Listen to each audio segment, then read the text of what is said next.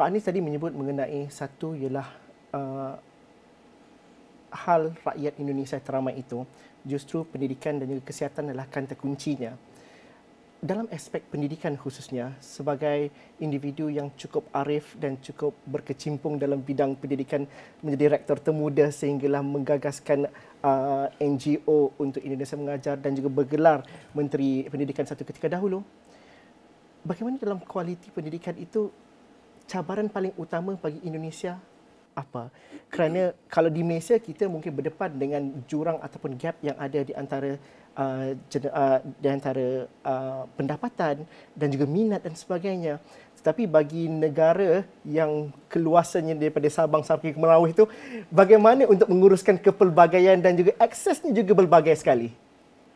Ya, jadi ada dua isu. Satu, akses. Dua, quality. Akses itu artinya apa? Kita ingin agar student body di Indonesia itu tidak berbentuk piramid. Apa berbentuk piramid? Pendidikan dasar, enrollment rate almost 100%. Semua dapat. Semua dapat. Tapi secondary education drop significantly.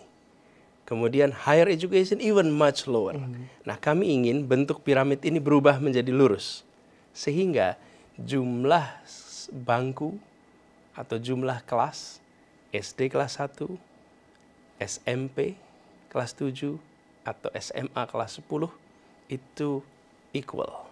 Sehingga setiap anak masuk SD kelas 1, mereka punya kepastian bisa lulus sampai high school. Jangan lanjut terus saja. Lanjut terus. That's access. Dan itu artinya harus ada di semua tempat.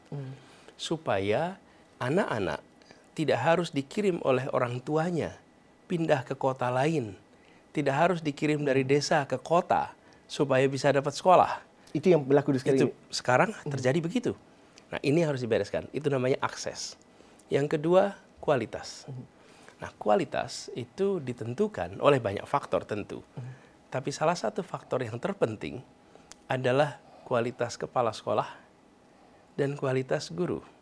Kualitas apa? Kepemimpinan. Kepemimpinan di sekolah menentukan sekali atmosfer belajar di sebuah tempat. Sama di perusahaan, di Astro sini, yang menentukan sebuah leadership.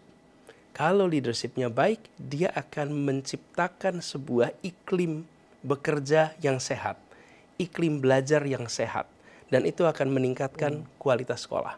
Yang kedua, pemimpin di ruang kelas. Siapa pemimpin di ruang kelas? Guru. Guru adalah pemimpin di ruang kelas. Ketika guru kualitasnya lebih baik, apa yang harus dilakukan? Retraining, relearning, memastikan bahwa setiap kepala sekolah dan setiap guru adalah learners. Apa artinya learners? Mereka mau menjadi pembelajar, to learn and to unlearn. Untuk menggunakan teknik terbaru, metode terbaru, apalagi kita tahu perkembangan neuroscience luar biasa, sehingga guru dan kepala sekolah bisa menjangkau murid dengan lebih baik, bisa memanfaatkan alat-alat terbaru untuk proses pendidikan, dan anak-anak mencintai belajar. Jadi yang diharapkan tumbuh dari kualitas pendidikan yang baik, anak-anak mencintai ilmu, pembelajaran, mencintai ilmu. Apa yang harus tumbuh di anak-anak kita? Karakter pembelajar, learners characteristic. Itu yang harus tumbuh. Kalau seorang anak sudah memiliki karakter pembelajar, maka dia akan bisa menjadi apa saja. Dia akan punya potensi yang bisa dikembangkan secara luar biasa. Nah, itulah arah kita. Capacity diperbaiki sehingga akses menjadi equal. Quality diperbaiki dengan meningkatkan kualitas kepemimpinan kepala sekolah dan kualitas guru, sehingga anak-anak kita yang berada di sekolah, mereka menjadi orang-orang yang cinta belajar.